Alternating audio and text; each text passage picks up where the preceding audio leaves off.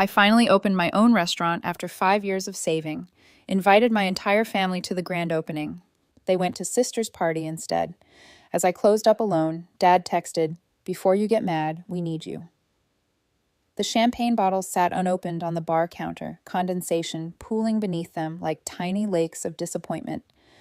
I bought 12 bottles, one for each member of my family, plus extras for the inevitable friends they'd bring along. The restaurant was empty, except for me and Marcus, my sous chef, who kept glancing at his phone and then at me with those sympathetic eyes I'd grown to hate over the past 3 hours. "They're probably just running late," he offered weakly, wiping down the same section of counter for the fourth time. I didn't respond. What could I say?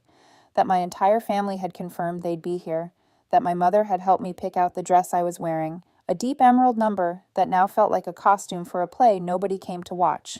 That my sister Jessica had literally texted me yesterday with, "Can't wait for tomorrow. So proud of you, sis," followed by 3 heart emojis. The grand opening of Sage and Time had been circled on my calendar for 1,626 days. I know because I counted every single one of them. 5 years of working double shifts at other people's restaurants, sleeping 4 hours a night, skipping vacations, wearing the same 3 outfits on rotation because every spare dollar went into my savings account. 5 years of recipe tea to victories that nobody witnessed because I was always alone. My phone buzzed. Finally, I grabbed it so fast I nearly knocked over one of the champagne bottles. "Dad, before you get mad, we need you to understand something." My stomach dropped. The dots appeared, disappeared, appeared again. I watched them dance for what felt like an eternity. "Dad, Jessica's engagement party got moved to today last minute. The venue had a cancellation. We're all here at the Riverside Inn. You should come celebrate with us when you close up. She's family too." I read it 3 times, then a fourth. The words didn't change. Marcus had stopped pretending to clean and was now openly staring at me. "Everything okay?" "They're not coming." My voice sounded strange, hollow. "Any of them?" He started to say something, but I held up my hand. I needed silence. I needed to think, but thinking felt impossible when rage was filling my chest like hot tar, thick and suffocating. More texts rolled in. "Mom, sweetie, we'll come by tomorrow for lunch. Save us a table." 3 heart emojis, the same number Jessica had used. My brother Tyler. "Dude, sorry." Jessica pulled a family card. "You get it. Congrats, though." My Aunt Linda, who I personally called twice this week to confirm at Jessica's party. She's glowing. "When did you say your thing was again?" My thing? My 5-year dream? My thing. The kitchen timers I'd set for the hors d'oeuvres started beeping in sequence, a symphony of wasted effort. I'd prepared enough food for 40 people. Crab cakes with homemade ramlad, projito wrapped asparagus with balsamic reduction, those tiny caprese skewers that took me 2 hours to assemble because I wanted every single one to look perfect, beef Wellington bites that required a precision I practiced for weeks. "Want me to start packing this up?" Marcus asked gently. "No," I surprised myself with a firmness in my voice. "Call everyone you know. Tell them there's free food and drinks at Sage in time for the next 2 hours. Friends, family, neighbors, that guy who always asks you for cigarettes outside the subway." Everyone. Marcus grinned. "Now we're talking." Within 30 minutes, the restaurant filled with strangers who became the best guests I could have asked for.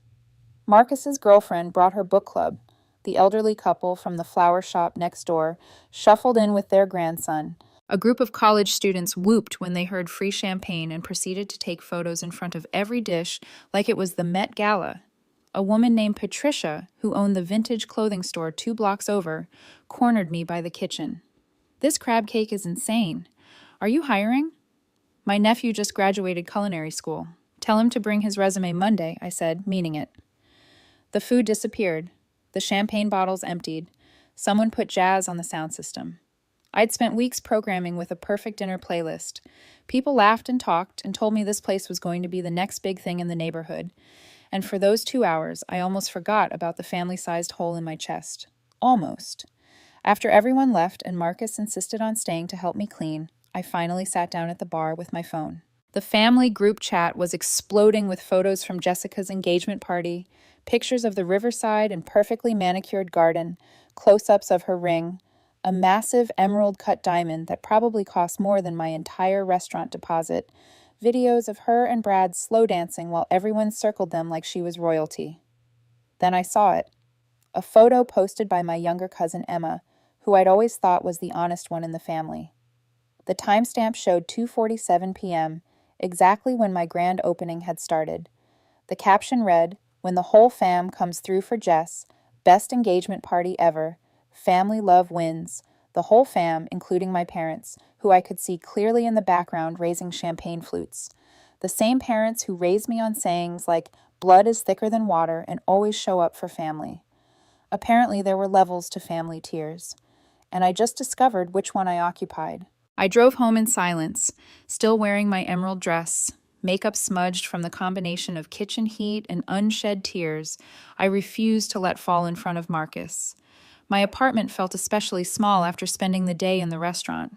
I'd barely been home lately, spending every spare moment at Sage and Time, making sure every detail was perfect. Sleep didn't come. Instead, I lay in bed, replaying every family dinner, every holiday, every moment I've been asked to accommodate Jessica. When she needed someone to dog sit for 2 weeks while she went to Bali, I did it even though I'm allergic and had to take antihistamines the entire time. When she borrowed my car and returned it with an empty tank and a mysterious scratch on the bumper, I let it go. When she forgot my birthday 3 years in a row, but I never missed hers. I made excuses for her busy schedule. The pattern had always been there. I just convinced myself it was normal family dynamics. Sunday morning arrived with a series of texts asking when I'd be joining them for the day after brunch at Jessica's future in-laws' house. As if I'd been at the party yesterday. As if my absence from their celebration was just an oversight that could be smoothed over with mimosas and small talk. I didn't respond. Instead, I went to the restaurant and started prepping for Monday's soft launch. Real customers, paying customers, people who chose to be there. The lunch rush exceeded my expectations. Every table filled. The Yelp reviews started rolling in. 4 and 5 stars praising the food, the ambiance, the attention to detail. Patricia from the vintage shop came back with 3 friends.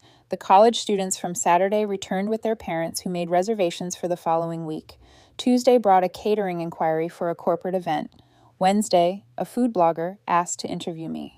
By Thursday, we had a waiting list for Friday night reservations. My phone continued its steady stream of family messages. Dad asking if I was done being dramatic. Mom saying I was creating unnecessary tension. Tyler sending me articles about forgiveness and moving on. Jessica herself finally texted, "Can't believe you're making my engagement about you. Grow up, Ida." I blocked the family group chat. Then I blocked each of them individually. The silence felt like oxygen after being suffocated. 3 weeks into Sage and Time's operation, a restaurant critic from the city's most respected food magazine came in anonymously.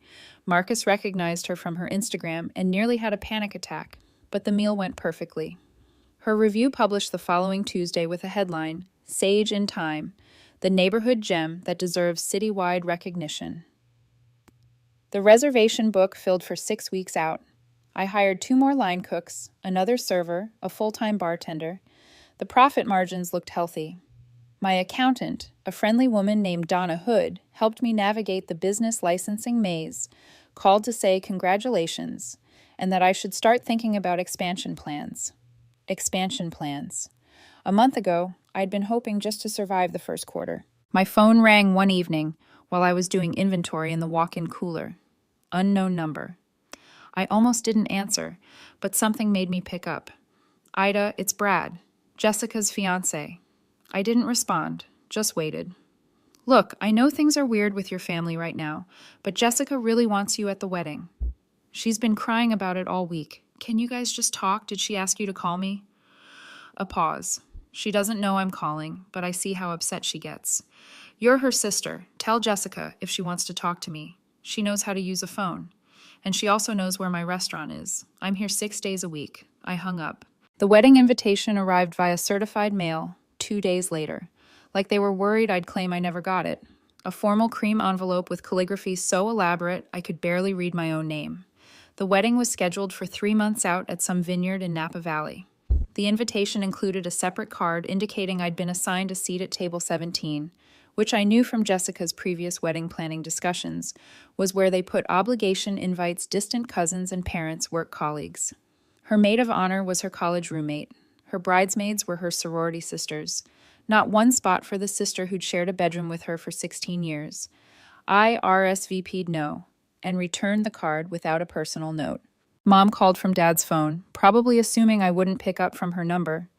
I answered on speaker while plating a special for table 6. Ida Elizabeth Morrison. What is wrong with you? Her voice was shrill, strained. You're declining your own sister's wedding. I have a restaurant to run. For one day, you can't close. Why would I close my business to attend an event for people who couldn't spare 3 hours for mine? Silence. Ben, that's different. Jessica's engagement party was last minute. You know that it was scheduled 3 weeks in advance. I saw the venue contract date on Facebook. Jessica just didn't bother telling anyone until the day of because she knew if she gave notice, some people might choose my event instead. More silence. The sound of muffled conversation. She was covering the phone, talking to Dad. Your father wants to talk to you. I don't want to talk to him. Ida, I hung up and blocked Dad's number too. The thing about cutting out your entire family is that it leaves a lot of an empty space in your life. I filled with the restaurant, with perfecting new menu items, with building relationships with my staff and regular customers. Marcus became not just my sous chef, but a genuine friend. His girlfriend Tanya started helping with social media marketing. The college students, whose names I learned were David, Sophie, and Martinez, came in every Friday and brought different friend groups each time. Patricia introduced me to her book club, and suddenly I had a standing monthly reservation for 12 women who drank wine and debated literature and always ordered dessert. They adopted me in a way, asked about my life, celebrated when we got good reviews, brought me flowers when I mentioned offhand that I'd always loved peonies but never bought them for myself. These people, these strangers who became constants, showed up more than my family ever had. 2 months after opening, I received an email from a television production company. They were casting for a new cooking competition show, and someone had nominated me. Would I be interested in a preliminary interview? I took the call during my day off, sitting in my apartment, which I'd finally had time to decorate properly. The producer, a fast-talking woman named Angela, explained the show concept, established chefs competing in challenges based on their restaurant specialties. Your story is compelling, she said. Self-made, restore critical success. Strong, local following. The network loves a good underdog narrative. I'm not really an underdog anymore, even better. You're proof that hard work pays off. Very American dream, I almost laughed. The American dream achieved by cutting out the people who were supposed to support it. Preliminary interview led to a call back. The callback led to a screen test, led to a contract offer and a filming schedule that would require me to close Sage and Time for 3 weeks while we shot in Los Angeles. Marcus agreed to manage the restaurant while I was gone. Tanya would handle the social media updates. I'd prep as much as I could in advance and we'd run a limited menu focusing on dishes my line cooks had mastered. The day before I flew out, my phone buzzed with a message from a number I didn't recognize. Ida, it's Emma. I know you blocked everyone, but I got a new phone. Please don't block this one. I need to tell you something. I stared at it for a long moment, then typed. What? Mom and Dad are telling everyone you had a breakdown and cut off the family because you couldn't handle Jessica's success. They're saying you need professional help. Jessica's going along with it. I thought you should know. The audacity shouldn't have surprised me, but it did. A breakdown? Of course. It couldn't be that they'd showed their true priorities. It had to be that something was wrong with me. Thanks for telling me, I replied. But I'm fine. Better than fine, actually. I know. I follow your restaurant on Instagram. It looks amazing. I'm sorry I didn't come to the opening. I should have chosen differently. You were 17. Don't apologize for other people's choices. I'm 18 now, old enough to make my own decisions. Can I come visit sometime? I want to try the food. I sent her the reservation link. Emma came in the following Saturday with her girlfriend, a soft-spoken art student named Veronica. They ordered half the menu, took pictures of everything, and Emma cried a little when she tasted the braised short ribs, because she said they reminded her of Sunday dinners before everything got complicated. Do you miss them? She asked, pushing her fork through the penta. I considered the question honestly. I missed the idea of them, the family I thought I had. But the reality? No. I don't miss being an afterthought. I don't miss adjusting my expectations downward every time they proved who they were. I don't miss performing gratitude for the bare minimum. Veronica, who'd been quiet most of the meal, spoke up. My therapist says, sometimes the most radical thing we can do is refuse to accept unacceptable behavior, even from family. Especially from family. Smart therapist, I said. The weeks that followed brought an unexpected rhythm to my life. Morning started at 4:30, arriving at Sage in time before the sun rose to receive deliveries and prep for the day. There was something meditative about chopping vegetables in the quiet kitchen, the only sounds being my knife against the cutting board and the hum of the industrial refrigerators. No family drama, no text messages asking me to explain my feelings or justify my boundaries. Just me, my ingredients, and the work I loved. My Instagram following had grown to 15,000 followers, mostly food enthusiasts and locals who'd become invested in the restaurant's success. I posted daily behind-the-scenes shots of new dishes, staff moments, the occasional sunset photo from the kitchen window. The engagement was genuine, people asking questions about techniques and ingredients, sharing their own experiences at the restaurant. Then Tyler found my account. My brother, who I hadn't spoken to since blocking everyone, started leaving comments on every post. Not apologetic ones, not supportive ones, passive-aggressive observations like, looks great, wish family could have been part of this journey, and mom would love this dish if you ever let her try it. Each comment got a few likes from relatives I'd forgotten were still watching from the sidelines. I deleted them and blocked him there too. Marcus noticed my jaw clenching while scrolling through my phone one afternoon. Family, he guessed. Tyler's discovered social media stalking. I set my phone down harder than necessary. It's like they can't just let me exist in peace. They need me to know they're watching, judging, waiting for me to fail or come crawling back. You could make the account private. Why should I hide my success? Because they can't handle it? The frustration bubbled up sharp and hot. This is my space, my accomplishment. They don't get to colonize this too. Tanya overheard from where she was updating the reservation system. Want me to handle your social media? I can filter comments, block accounts.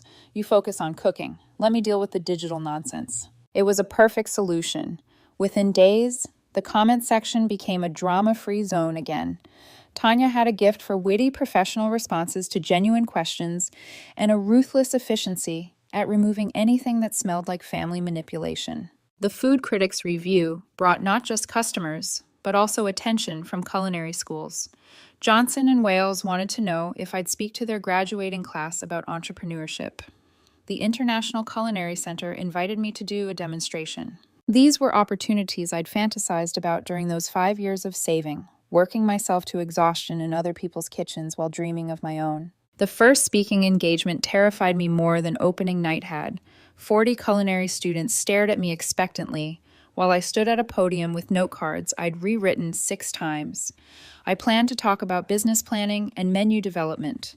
Instead, I found myself being brutally honest. The hardest part of opening Sage in time wasn't the finances or the permits or the long hours, I told them. It was accepting that the people I expected to celebrate with me weren't going to show up, and then learning that was okay. That success tastes just as sweet, maybe sweeter, when it's earned on your own terms and shared with people who genuinely want to be there. The applause felt different than the polite clapping I'd anticipated. Several students approached me afterward with their own stories, of family members who didn't understand their culinary ambitions, parents who wanted them to choose real careers, siblings who mocked their passion. I gave them my card and meant it when I said to stay in touch. One student, a quiet girl named Ashley with precise knife skills I'd noticed during the demonstration, asked if I was hiring. She graduated in 3 weeks and wanted to work somewhere that valued dedication over connections. Send me your resume, I said, and a list of 3 dishes you're most proud of making. She started the following month and became one of my most reliable prep cooks, arriving early, staying late, asking questions that showed she was thinking beyond just following recipes. The show filmed in October, 3 weeks of intense competition, early call times, challenges designed to push us to our breaking points. I made it to the final 4 before being eliminated in a dessert round, my weakest category, which I'd been upfront about from the start. Marcus had stepped up beautifully back home, running Sage and Time with the precision of a military operation. He'd call me every night after service to update me on covers, any issues, staff performance. Ashley had apparently thrived under the pressure, taking on more responsibility and proving she could handle the line during rush. When I finally returned, exhausted but energized, the restaurant had not only survived my absence, but had maintained its stellar reputation. But the exposure from the show was incredible. The episodes aired in January, and suddenly Sage and Time wasn't just a neighborhood gem, but a destination restaurant. Food tourists came from across the state. The waiting list stretched to 3 months. I had to hire more staff and implement a reservation lottery system. A restaurant group from San Francisco reached out about franchising opportunities. A publisher asked if I'd be interested in writing a cookbook. 2 different investors wanted to discuss opening a second location. The success felt surreal and also perfectly logical, the natural result of years of work finally being recognized. Jessica's wedding came and went. I saw photos on social media from people I hadn't blocked, distant relatives, family friends. It looked beautiful. The vineyard was stunning. The flowers were perfect. Jessica was radiant in a dress that probably cost more than my commercial oven. I felt nothing looking at the pictures. Not anger, not sadness, not even satisfaction at having missed it.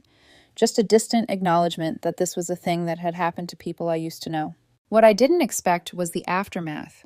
Apparently, my absence had been noted and discussed extensively at the reception. Emma texted me details I hadn't asked for, how Mom had made a tearful speech about hoping her daughters would reconcile, how Dad had gotten drunk and told anyone who would listen that I'd always been stubborn and difficult, how Jessica had played the victim beautifully, dabbing at her eyes, while explaining that she'd tried everything to repair our relationship. The narrative they constructed painted me as the villain in their story, the ungrateful daughter, the jealous sister, the family member who'd chosen pride over love. Let them think what they wanted. I was busy building something real. But the Whisper campaign had consequences I hadn't anticipated. Distant family members started leaving negative reviews on Yelp and Google, nothing they could be definitively tied to, but obvious in their timing and phrasing. Overpriced for what you get. Owner seems cold and unfriendly. Better restaurants in the area with owners who value family. Tanya caught them early and flagged them as suspicious activity. Most got removed by the platform's review fraud detection, but a few stuck. Each one felt like a small paper cut, individually insignificant, but collectively painful. Marcus found me in this walk-in cooler one evening, sitting on an overturned crate and staring at nothing. "Taking a break from reality?" he asked gently, closing the door behind him to keep the cold in. "Did you see the review that went up today?" I asked. "The one that said I'm probably difficult to work with based on personal family knowledge?" "I saw it. Tanya's already reporting it. It'll be down by tomorrow." He sat down on a case of wine bottles. "You know what my mom told me when I decided to leave my banking job to cook? She said I was throwing away my future for a pipe dream. Said I'd come crawling back within a year. That was 8 years ago. She still introduces me as her son who used to work in finance." "Does it still hurt sometimes?" "Yeah, but then I come here and make something beautiful, and people pay money to eat it, and I remember that their limitations aren't mine." He looked me straight in the eye. "Your family's inability to see your worth doesn't diminish it. It just reveals their poverty of vision." The pep talk helped, but the reviews kept coming sporadically over the next few weeks. Each one felt like they were trying to sabotage the thing I built, the success they couldn't stand to see me have. I started documenting them, screenshots with timestamps, building a file in case I needed to pursue legal action for defamation or harassment. Then Patricia walked in during a quiet Tuesday lunch service with a proposal. "My nephew, the one I told you about, he graduated, but he's also a wizard with reputation management and digital marketing. He helped a friend's bakery recover from a similar attack. Can I have him give you a call?" His name was Derek, and he worked fast. Within a week, he'd not only gotten the fake reviews removed, but had implemented a review management system that flagged suspicious activity and encouraged genuine customers to share their experiences. The positive reviews started outweighing the negative ones by such a margin that the attempted sabotage became invisible. "Your restaurant has a great story," Derek told me during our final consultation. "Young chef, self-made success, community favorite. That's the narrative that should dominate, not whatever petty family drama someone's trying to push." He was right. The restaurant's reputation not only recovered, but strengthened. The attempted sabotage had backfired spectacularly. All it had done was motivate my genuine supporters to be more vocal about their positive experiences. 3 days after the wedding, Mom showed up at the restaurant. I was in the kitchen when Marcus came back looking uncomfortable. "Your mom's here," he said quietly. "She doesn't have a reservation, but she's asking to speak with you." "Tell her we're fully booked." Ida. "Marcus, tell her we're fully booked, and if she'd like to make a reservation, she can do so online like everyone else." He nodded slowly and left. 5 minutes later, he returned. "She says she'll wait. She's sitting at the bar." I continued prepping the salmon for table 8, my movements precise and controlled. "How long until the last reservation is seated?" 90 minutes. "Then she can wait 90 minutes. She did. I watched her periodically through the kitchen window, nursing a single glass of wine that Tanya had served her with professional detachment. Mom looked older than I remembered. Or maybe I'd just gotten used to not seeing her face tightened with disappointment when she looked at me. After the last order went out and the kitchen was clean, I finally walked out to the bar. Mom straightened up like she'd been preparing a speech. "Can we talk?" she asked, in private. "Anything you need to say, you can say here." Her mouth tightened. "Fine. Jessica's marriage is struggling. Brad's been distant since the wedding. She needs family support right now, and you're being selfish." I actually laughed. I couldn't help it. "Let me get this straight. You came to my restaurant, waited 90 minutes to tell me that Jessica, who couldn't be bothered to spend 3 hours at my grand opening, needs me to support her marriage that's apparently falling apart after 3 months? You're her sister, and she's mine. Funny how that only seems to matter when she needs something." Mom's eyes filled with tears. Real or performative, I no longer cared to determine. "When did you become so cold?" "The same day I opened my restaurant to an empty room and realized my family had chosen a party over a milestone 5 years in the making. That's when I became clear-eyed, Mom. Not cold. Clear. We made a mistake. We've apologized." "No, you haven't. Not once.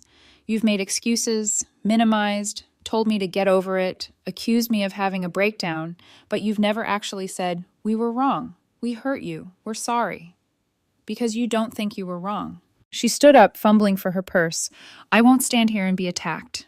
"Then leave. You're good at that." She did. The door didn't even slam.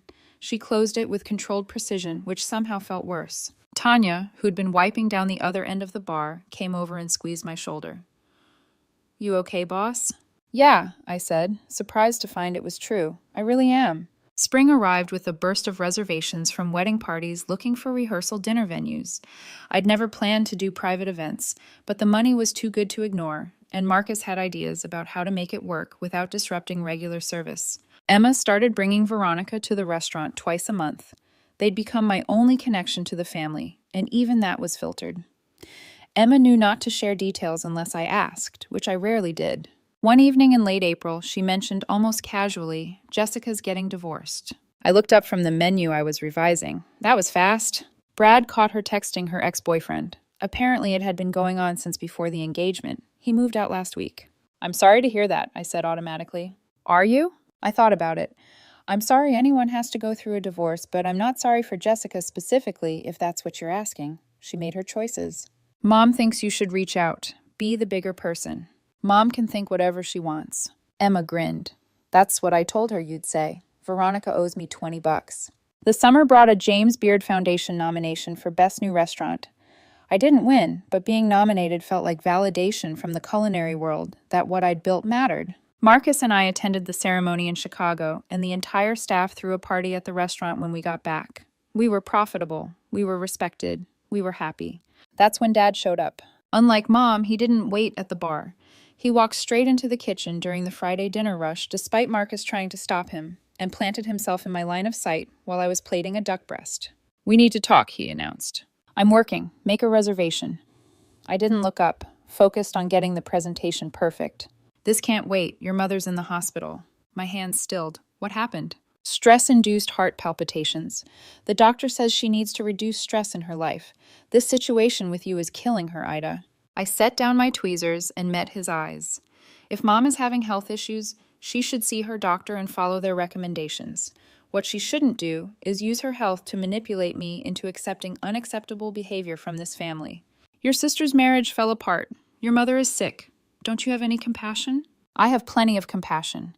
What I don't have is any obligation to set myself on fire to keep people warm who wouldn't walk across the street to help me put out the flames. That's not fair. You're in my kitchen during a dinner rush. You need to leave. Not until we settle this. I turn to Marcus. Call the police and tell them we have a trespasser who's refusing to leave private property. Dad's face went purple. I'm your father, and I'm asking you to leave my restaurant. Those two facts don't contradict each other. He left before Marcus could actually call anyone, but not before knocking over a container of prep sauce on his way out like a child throwing a tantrum. The kitchen was silent for a moment after the door closed. Then Tanya started a slow clap, and the entire staff joined in. I shook my head but couldn't help smiling. All right, we've got tickets up. Let's get back to work. That evening after service, I sat alone in the dining room with a glass of good wine and looked around at what I built. The exposed brick walls I'd argued with the contractor about, the custom light fixtures I'd found at an estate sale and had rewired, the menu board that Marcus updated daily with his increasingly artistic chalk lettering. My phone buzzed. Emma. Grandma wants to meet just you and her. She says she has something to tell you. Grandma Morrison? Yeah.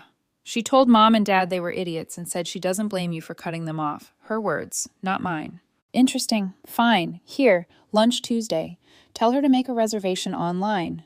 Grandma showed up exactly on time, dressed in her signature pearls and cardigan, despite the summer heat. I seated her at my favorite corner table and brought her a glass of sweet tea without asking. You remembered? She said, surprise in her voice. I remember a lot of things, Grandma. She got straight to the point. Your parents raised you girls wrong. I told your mother that, but she didn't listen. She thought treating you the same meant everything had to be equal. But equal isn't the same as fair. Jessica needed more attention because she demanded it. You needed more attention because you deserved it. But you got leftover scraps while she got the full meal. I didn't know what to say. I should have said something sooner, Grandma continued. But I'm a coward in my old age. I didn't want to rock the boat. Turns out the boat needed rocking. She pulled an envelope from her purse. Your grandfather and I have been married 63 years. He's gone now, but before he passed, we talked about what we wanted our legacy to be. Money divided evenly between our children, possessions distributed according to sentiment.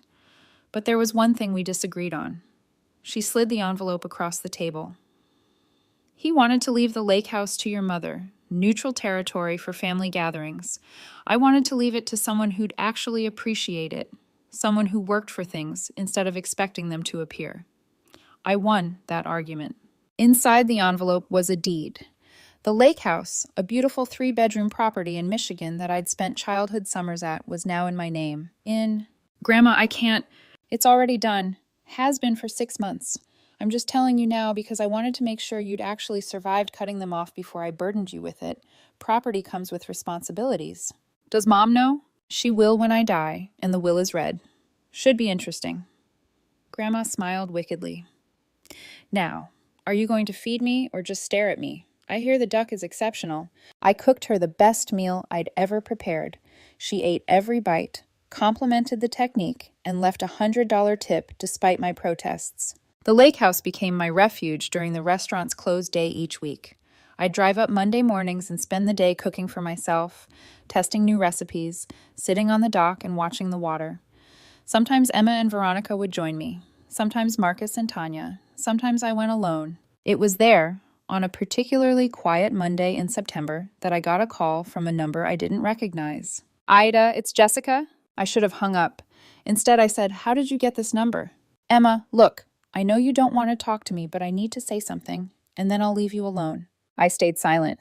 I was jealous of you my whole life, she said finally. You were the smart one, the talented one, the one who didn't need constant validation. And instead of dealing with my insecurity, I made sure you always came second. The engagement party thing. I knew when your restaurant was opening. I moved my party to that day on purpose because I couldn't stand the idea of you succeeding without me being the center of attention. I processed this in silence. I don't expect forgiveness, she continued. I don't even deserve a response. But I needed you to know that it was never about you not being good enough. You were always better than me, and I hated it. Jessica, don't. Please. I've said what I needed to say. Congratulations on everything. You earned it. She hung up before I could formulate a response. I sat on the dock for a long time after that call, watching the sun set over the water. The admission didn't change anything. The hurt was still there, the pattern of behavior still real. But it did provide something I hadn't expected: closure. Understanding that her actions came from her own brokenness didn't excuse them, but it did free me from wondering what I'd done wrong. The answer was nothing. I'd done nothing wrong except exist as myself in a family that couldn't handle two daughters with different needs. That fall, the San Francisco restaurant group came back with an offer I couldn't refuse. They wanted to open 3 Sage and Time locations in California: San Francisco, Los Angeles, and San Diego. I'd maintain creative control, they'd handle the business operations, and we'd split the profits. Marcus would run the original location. I'd oversee the new ones and split my time between cities. It was ambitious and terrifying and exactly what I wanted. The expansion announcement made local news. The restaurant filled with regulars wanting to congratulate me, journalists wanting quotes, investors wanting meetings. Patricia's book club threw me a surprise party. Emma cried happy tears and said Veronica's parents wanted to invest. My phone stayed silent from the family I'd left behind, and I was grateful. They'd made their choice. I'd made mine. The silence was its own kind of peace. Opening night of the San Francisco location, I stood in a kitchen 3 times the size of my original restaurant and felt the same mixture of terror and exhilaration I'd felt 2 years ago. Marcus had flown out for it, along with Tanya, Patricia, and half my regular customers who decided to make a vacation out of it. The dining room filled with strangers who'd become something more, the chosen family I'd built from shared meals and genuine support. These were the people who showed up, who celebrated my success without resentment, who proved that blood connections meant nothing compared to chosen ones. As service began and the kitchen roared to life, I thought about that empty restaurant on opening day, the unopened champagne, the unanswered texts, the crushing realization that I'd been auditioning for love my entire life and still hadn't gotten the part. But I'd been auditioning for the wrong audience. These people, my staff, my regulars, my chosen family, they'd shown up without being asked. They'd celebrated without reservations. They'd proven that the family you build can be stronger than the one you're born into. And standing in that kitchen, calling out orders, and watching my team move in perfect synchronization, I realized something profound. I'd spent 5 years saving money to open a restaurant, but I'd spent a lifetime saving myself for people who were never going to value me. The grand opening I dreamed of hadn't happened the way I planned. It had happened better because it had been filled with people who chose to be there, who celebrated because they wanted to, not because they felt obligated. The champagne I bought for that first opening had eventually been shared with customers who became friends. The family-sized hole had been filled with something more substantial than blood relation, genuine connection earned through showing up consistently and without conditions. My phone buzzed. Emma, sending photos from the original Sage and Times packed dining room. The caption read, "We're holding down the fort. Go kill it." I smiled and got back to work. This was my family now, the one I'd chosen, the one that chose me back.